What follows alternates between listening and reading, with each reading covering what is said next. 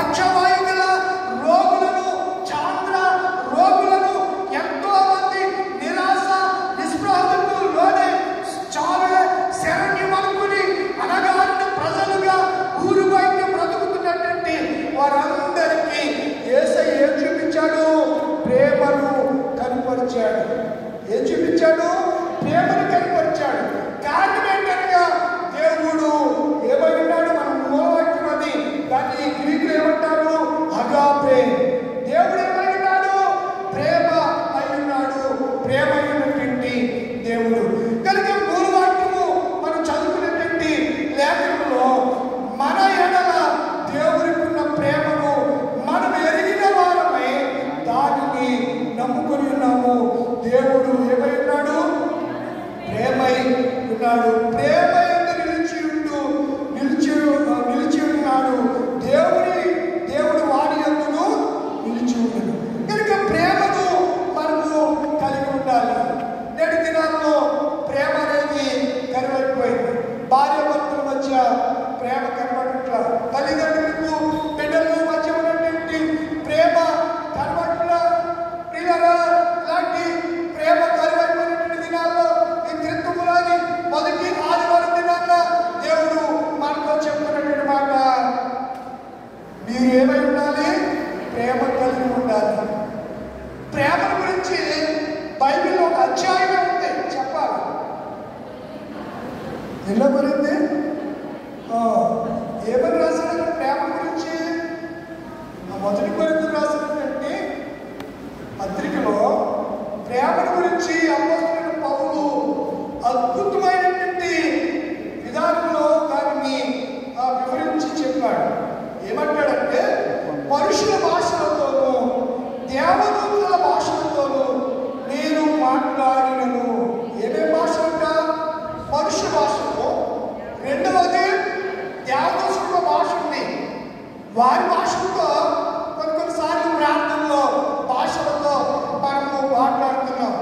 దానినే కొంతమంది ఏమంటారంటే అన్య భాషలు అని కూడా పిలుస్తూ ఉంటారు.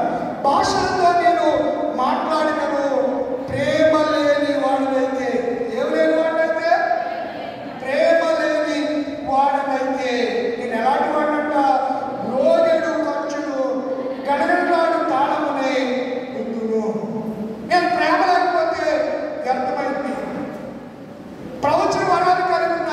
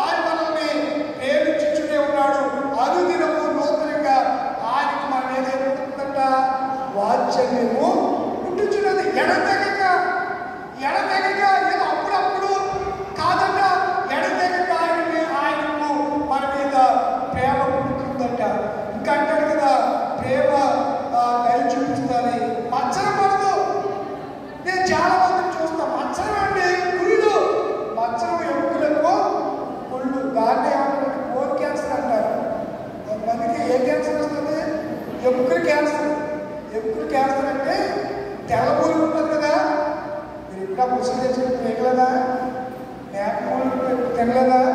ఏముంటుంది అందులో? ఊరికి ఉంటుంది. ఎలా ఉంటుంది? టేస్ట్గా ఉంటుందా? ఉంటుంది కదా.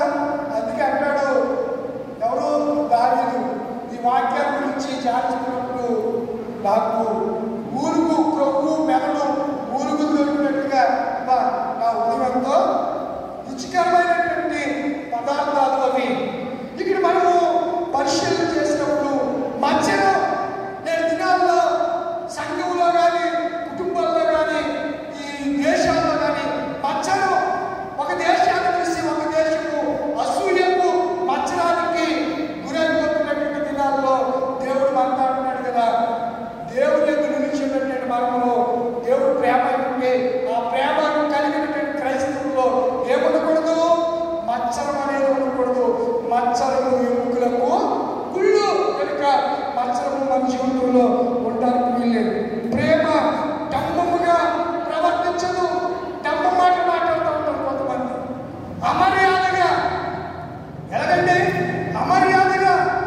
తర్వాత త్వరగా కోపపడదు. దుర్నీతి విషయమై సంతోషపడక సత్యమందు అన్నిటినీ తాడు అన్నిటినీ నమ్ముడు అన్నిటినీ నిరీక్షించు అన్నిటినీ ఎంత చక్కగా రాశారు. అన్నిటినీ అంటే కొన్నిటిని అన్నాడా?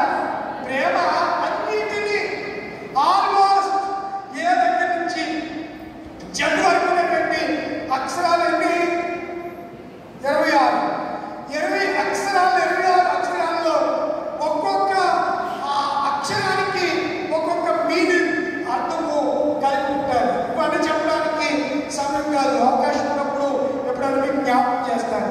కనుక అన్నిటిని వార్చును అని చెప్పి ఎంతో వచ్చిన అంటాడు. అర్థమైన మాట ప్రేమ శాశ్వత కాలం ఉండును. ఎట్లుంటుంది అంటే దేవుడు ఏమైనాడు? శాశ్వత కాలం ఉండే దేవుడు. అశాశ్వతమైన దేవుడు కాదు. శాశ్వతమైన దేవుడు, సర్వోన్నతమైన దేవుడు. కనుక ఆయనలో నిలిచి ఉన్న మనలో కూడా ప్రేమ ఎప్పటి వరకు ఉండాలి? మనని లోకాన్ని విడిచి వెళ్ళే వరకు. ఏం పట్టుకుపోతామండి? ఈ లోకం నుంచి ఏం పట్టుకెళ్తాం? ఎలా వచ్చామో అలాగే వెళ్ళిపోతాం. ద గ్రేట్ అలెగ్జాండర్ చక్రవర్తి ఏం చేశాడు? ప్రపంచాన్ని జయించాడు. ఉట్టి చేతులతో వెళ్ళిపోయాడు. నేను ఇలా ఉట్టి చేతులతో జయించిన చేశాను. ఈ అలెగ్జాండర్ గ్రేట్ గ్రీక్ చక్రవర్తి, గ్రీక్ వీరుడు ఈ అలెగ్జాండర్ ఎలా వచ్చాడో అలా వెళ్ళిపోతున్నాడని ఈ ప్రపంచానికి తెలియాలంటే నా సర్వపెట్టుకు 2 కన్నాలు చేసి 2 చేతులు ఏం చేయాలి?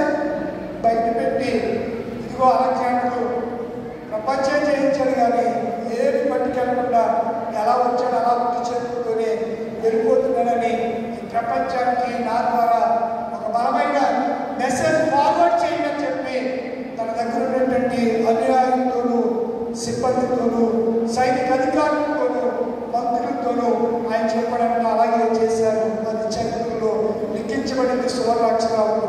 కనుకనే ఈ లోకంలోంచి మనం తీసుకెళ్ళేది ఏమీ లేదు. ఉన్నంతకాలం ఒకరి ఎందు ఒకడు నిపుణమైన ప్రేమ మనము కలిగి ఉండాలి అని నేను జ్ఞాపకం చేస్తున్నాను. మనము లూకా సువార్తలో మనము చూడగలిగినప్పుడు లూకా సువార్తలో వాడు ప్రియులారా అనగా వాడు అంటే ఆ ధనవంతుడు, ఆ ధనవంతుడిని గురించి మనం ఆలోచన చేస్తే ఈ ధనవంతుడు బహుగా సుఖపడుతున్నాడు. లాజరు దరిద్రుడు, పైగా ఆరోగ్యం సరిలేదు, ఆకలికి అల్లాడుతున్నాడు. ఇతడు ధనవంతుని ఇంటి వాకిట పడి ఉన్నాడు. నీకు దేవుడు కొంతమందిని ధనాన్ని ఇస్తాడు. ఎందుకనంటే నీ పైచాన్ని చేయించుకోవడానికి కాదు. ధనముందని బలముందని ఎర్రవేవాడు ఏమవుతాడు? గోతులో పడతాడు. దీనికి కొంతమంది డబ్బులు బట్టి గర్విస్తారు, ధనాన్ని బట్టి గర్విస్తారు. ఈ ధనవంతుడు ఉపమానాన్ని చెప్పింది ఎవరు? ఉపమానం చెప్పింది ఎవరు? యేసు ప్రభువే చెప్పారు. స్వయాలు ఎవరు చెప్పారు? మన ప్రభువు యేసయ్యే ఈ ధనవంతుడు లాజరు ఉపమానాన్ని ఆయన చెప్పాడు. వాటిని పడి ఉన్నాడు. దరిద్రుడైన లాజరు ధనవంతుడు బయటకు వచ్చినప్పుడల్లా ఈ ధనవంతుడు లాజరు చూస్తున్నాడు. ఎందుకనగా ధనవంతుడు ఇంటి ముందుకే ఉన్నాడు. ఎవరు? లాజరు. కానీ లాజర్ని ఎన్నిసార్లు చూసినా, ఆ పరిస్థితిని చూసినా సహాయం చేయాలని ఆలోచన రాని లేనివాడుగా జీవించాడు ఈ ధనవంతుడు. 5వ దినాన జీవించి మరణించాడు. దేవుడు ధనవంతుని పరీక్షించుచున్నాడని మనం గ్రహించాలి. నీకు నేను ధనమిచ్చాను కదా, నువ్వు దరిద్రులకు ఏం చేయాలి? సహాయం చేయాలి. సహాయం చేస్తాడేమని చెప్పి అనేక దినాలు, అనేక సంవత్సరాలు ధనవంతుని ఎవరు పరీక్షించారట? దేవుడే పరీక్షించి అతనికి దీర్ఘాలు ఇస్తే వాడు దాన్ని సద్వినియోగం చేసుకోలేకపోయాడు. కనుక ధనవంతునికి దేవుడు వాడికి ఆశీర్వాదాన్ని ఇచ్చాడు, ఐశ్వర్యం ఇచ్చాడు, తర్వాత ఆరోగ్యం ఇచ్చాడు, కష్టంలోని జీవితాన్ని ఇచ్చాడు, 5 అన్నదమ్ములు కలిగినటువంటి పెద్ద కుటుంబాన్ని ఇచ్చాడు, హెచ్చరించడానికి ప్రవక్తలైనటువంటి మోషే, ఏలియా అనే గొప్ప దైవ సేవకుల్ని ఇచ్చాడు, తగిన సమయం ఇచ్చాడు సరిపోయే వరకు. అయినా ఈ 6 పాయింట్లలో దేనిని అతడు తన జీవితంలో అన్వయించుకోలేదు, అప్లై చేసుకోలేదు. దేవుడు ఏమేమి ఇచ్చాడు ధనవంతుడికి చెప్పండి? ఐశ్వర్యం ఇచ్చాడు, నెంబర్ 1. 2వది ఆరోగ్యం ఇచ్చాడు. 3వది కష్టము లేని జీవితం. ఎవరైనా అతను బహుగా సుఖపడుచుండేది. అంటే కష్టం అంటే ఏంటి అతనికి తెలియదు. తర్వాత 4వది పెద్ద కుటుంబం. పెద్ద కుటుంబం. ఎంతమంది సహోదరులంట? 5 సహోదరులు. 4వది పెద్ద కుటుంబాన్ని ఇచ్చాడు. 5వది హెచ్చరించడానికి ఎవరినిచ్చాడు దేవుడు? ప్రవక్తలు ఇచ్చాడు. మోషే, ఏలియా లాంటి గొప్ప ప్రవక్తల్ని ఇచ్చాడు. 6వది తగిన సమయం ఇచ్చాడు. ఎప్పటి వరకు అంటే అతడు భూమి మీద నుండి మరలా పాతాళంలోనికి కొనుక్కో వరకు దేవుడు అద్భుతమైన సమయాన్ని ఎవరికి ఇచ్చాడు? ధనవంతుడికి ఇచ్చాడు. దేన్నైనా పాటించాడా? దేన్నైనా అవలంబించాడా? ధనం ఎందుకు వచ్చిందా కూడా అతనికి తెలియదు. నువ్వు ప్రపంచంలో అత్యంత ధనవంతుడు ఎవరు? Bill Gate. Bill Gate Colgate paste ఉంది కదా, రోజు పడుకోకుంటారు కదా, క్లోజప్ కాదు, కోల్గేట్ పేస్ట్.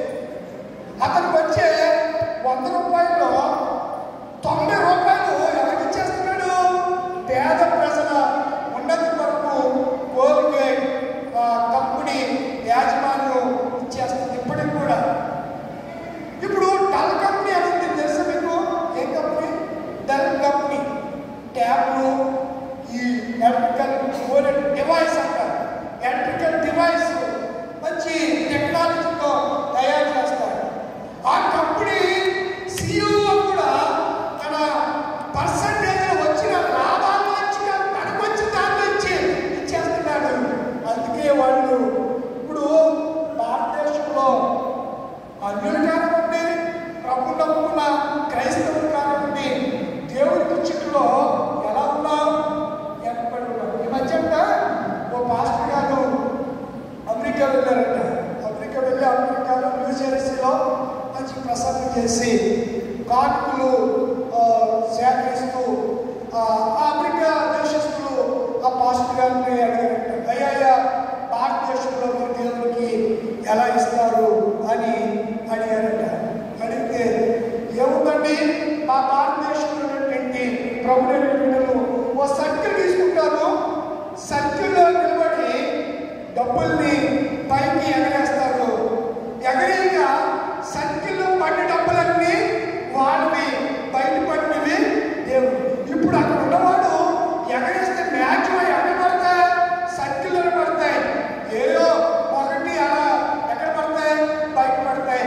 భారతదేశంలో అంత వెనకబాటుతారు దేవుడికి చిత్రంలో ఉందండి అని చెప్పి ఆ పాస్టర్ గారు వారికి అర్థమయ్యే రీతిలో వారికి చెప్పారంట. వారు ఆశ్చర్యపోయారంట. ఈ మధ్యన కేఎం బాల్ గారు తెలుసు కదా, కేఎం బాల్ గారు తెలుసు కదా, గమ్ అనే ఒక మినిస్ట్రీ ఉంది ఆయనకి. ప్రపంచంలో బోయింగ్ 747 ఉంది. ఒక కేఎం బాల్ గారు ఇంకా ప్రపంచంలో ఏ ధనవంతుడు కూడా లేదు. బోయింగ్ 747 అనే విమానం ఎవరికి ఉంది? కేఎం బాల్ గారికి ఇంకా ప్రపంచంలో ఎవరికి లేదు.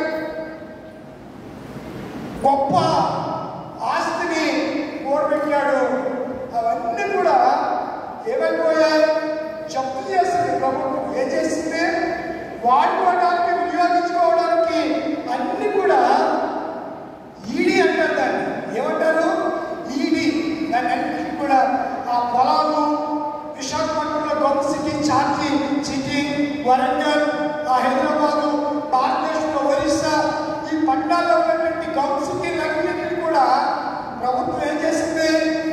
వాటిని అలా చూడమే కానీ వాటి మీద వచ్చే లాభాలు అనుభవించడానికి అవకాశం లేకుండా ఎంత సంపాదించినా, ఎన్ని కోట్ల విలువైనా, ఎంత గొప్ప విమానం కలిగి ఉన్నా ఒకప్పుడు ప్రేమ కలిగి కార్యాలు చేశాడు. ఇప్పుడు చేద్దామంటే చేయడానికి దగ్గర ఏమలేదు, డబ్బు లేదు.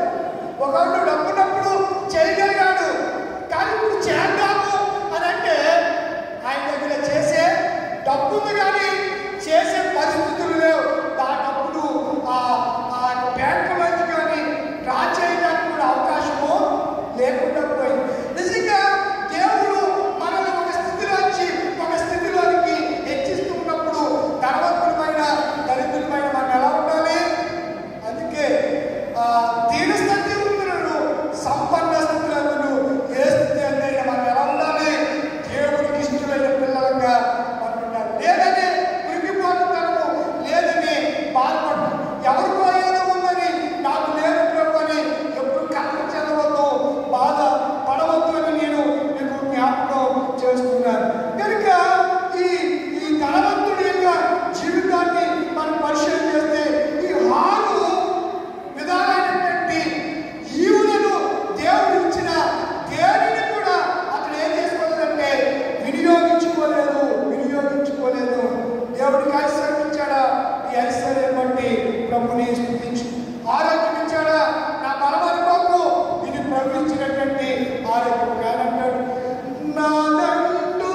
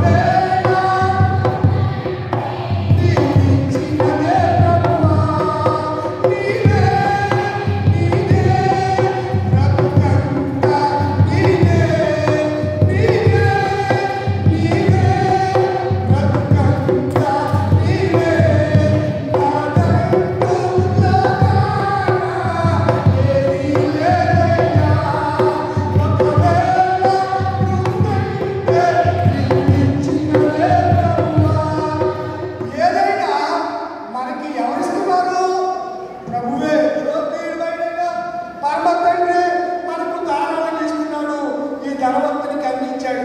అన్ని వసతులు కలిగి ఉన్నా కానీ అతడు ఎప్పుడు దేవుని నామస్మరణ చేయలేదు. ప్రేమ కలిగిన దేవుని బిడ్డని చెప్పుకుంటున్నాడు. అబ్రహాము కుమారుడిగా పిలువబడ్డాడు, కానీ అతనిలో ఏమి లేదు. అబ్రహాములో ఉన్న విశ్వాసం లేదు. అబ్రహాము చూపించినటువంటి ఆ విధానం లేదు. దేవుడు ఎవరో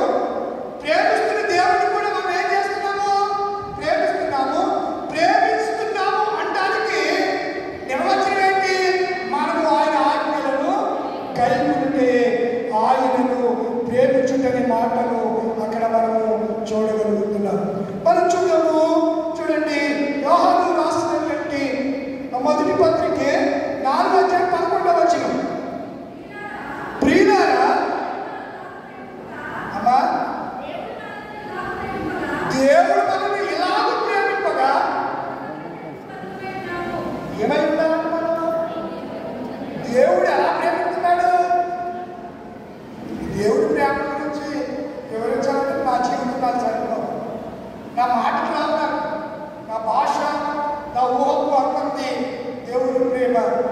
కవన్నాడు సముద్రపు జలాలైన కవలొచ్చలేదు కానీ దేవుడి ప్రేమను వదలలేదు. మీరు క్రిస్మస్ దినాలంటున్నారు, దేవుడు లోకము అంటే ఇష్టపడదు. ఆ 3:16 ఇష్టపడదు, కావా కూడా పడదు. దేవుడు లోకము ఎంతో మనం ప్రేమిస్తున్నాడు. ఇక్కడ అంటున్నాడు కదా, మనం ఒకరి ఒకడు ఏం కలిగి ఉండాలి? ధనవంతునికి దరిద్రుడి పట్ల ఏం లేదు, ప్రేమ లేదు, పట్టించుకోలేదు. எனக்கு ఎక్కడికి వెళ్ళిపోయాడు చెప్పండి?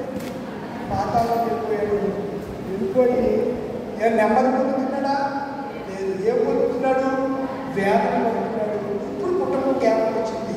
ఏమంటున్నాడు? నాకు 5 సహోదరులు కలరు. కనుక ఎవరు పంపించాలనుకున్నాడు? లాజరు పంపించి ఏం చెప్పమంటున్నాడు? లే, మీ అన్నయ్య తాగేసి దొంగనాలంతా కాళ్ళతో స్నానం చేస్తూ బాగా సుఖపడ్డా, సుఖపడి ఇప్పుడు ఆ అగ్ని గమకాల్లో యాత్ర పడుతున్నాడు. ఇప్పుడు మీ అన్నయ్యకి ఏమొచ్చింది? జ్ఞానోదయం వచ్చింది. మీ పెద్ద అన్నయ్యకి మీ దగ్గరికి వెళ్ళి, నేను మీకు తెలుసు కదా, నేను కూడా తెలుసు, ఎవరు లాస్ట్ తెలుసు కదా, నేను తెలుసు కదా మీకు, నేను మీ ఇంటి పుట్టిన మీ అన్నదమ్ములందరూ ఇలాగ ఎంత ఉండేవారు, చచ్చిపోయి మీ అన్నయ్యకి నేను బాగా తెలుసు. రోజు నన్ను చూసేవాడు.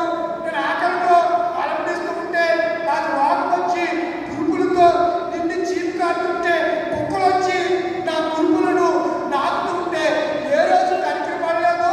కనీసం తినడానికి వాడి బల్ల మీద పడిన రొట్టె ముక్కలు కూడా నాకు, ఆ ఎంగిలి మెతుకులు కూడా నాకు పెట్టలేదు మీ అన్నయ్య. నా గురించి మీకు తెలుసు కదా. నేను ఇప్పుడు నేను ఆరాధిస్తున్న విశ్వాసులకు తండ్రి అని చెప్పబడుతున్నా. నన్ను అందరూ అబ్రహాము పిల్లలే, కానీ నేను ఎక్కడున్నాను? అబ్రహాము రొమ్ములో ఉన్నాను, రొమ్ములో ఆడుకుని ఉన్నాను. మీ అన్నయ్య అక్కడ పడుతూ నన్ను వెళ్ళి చెప్పమన్నాడు. డ్రామాటిక్గా చెప్తున్నాను. నేను ఏమని చెప్పమన్నాడు? మీ అన్నయ్య అక్కడ కాలిపోతున్నాడని చెప్పమన్నాడని చెప్పి లాజరు వచ్చి చెప్తే వీళ్ళు ఉంటారండో? చెప్పండి, వీళ్ళు ఉంటారా? అసలే దెయ్యమంటే మనందరికీ భయమా భక్తులు? వెంకటేశ్వరుడు వస్తేనే ఇళ్ళలోకి వెళ్ళి ఏం చేసుకుంటాం మనం? పట్ట పగలే. వెంకటేశ్వరుడు అంటే పగలు వచ్చేవాడు. వాడు ఆ వేషం వేసుకొస్తేనే భయపడి ఇళ్ళల్లోకి వెళ్ళి గడిలు పెట్టుకుంటాం. వాడు వెళ్ళిపోయేదాకా చాలా ఉడికిపోతూ ఉంటాం. పిల్లల్ని బయటికి వెళ్ళడం పిల్లలు కూడా వెళ్ళడం పరిస్థితిలో ఉంటే ఇప్పుడు లాస్ట్ వచ్చి ఇప్పుడు అందరూ ఎవరో మన సంఘంలో బాగా ఎవరు చనిపోయిన వ్యక్తి వచ్చి నిలబడి అందరూ మోహన్నారా పోసేసి మోహన్నా అంటే పోసేసి ముందు వెళ్ళిపోతారు. అవును కదా. అందుకే అబ్రహాము ఆ ధర్మదుడితో అన్నాడు, ఆయన అక్కడ శాఖలు అన్నాడు, ఇంకా పాస్టర్ గారు అన్నాడు, ఇంకా కొంతమంది దైవజనులు వీళ్ళందరూ అక్కడ ఉన్నారు. వాళ్ళు ఆదివారం కూటాలు చెప్పే మాటలు విని ఇప్పుడైనా మీ 4 సహోదరులు మారుమర్చిపోతుంటే ఎక్కడికి రారు? నీవున్న స్థలంలోకి రారు. ఇక్కడి నుంచి లాజరు వెళ్ళి చెప్పిన వాళ్ళు మారని చెప్పాడు. ఎవరు? అబ్రహాము. ఎవరితో? ధనవంతుడితో. అప్పుడు ధనవంతుడి పరిస్థితి ఎలా ఉంది? అగ్ని గంధకాల మధ్య యాతన పడుతూ చివరి మాట చెప్పిస్తాను. ఆ నోరంట వేరంట ఉంచితే ఇలా ఉంచామనుకోండి, చెవులు మనం వేరు పెట్టామనుకోండి, ఒక చుక్క ఆ దాహం తీరుతుందంటే ఆ బాధలు అవుతాయి. ఎవరి బాధ? ధనవంతుడి బాధ. ఒక వేరు పని ఉంచి ఒక చుక్క నీరు వేస్తే నా దాహము అంటే నరకలో ఉన్నవాడికి ఏమవుతుందంట? దాహం అవుతుంది. పరలోకంలో ఉన్నవాడికి కన్నీరు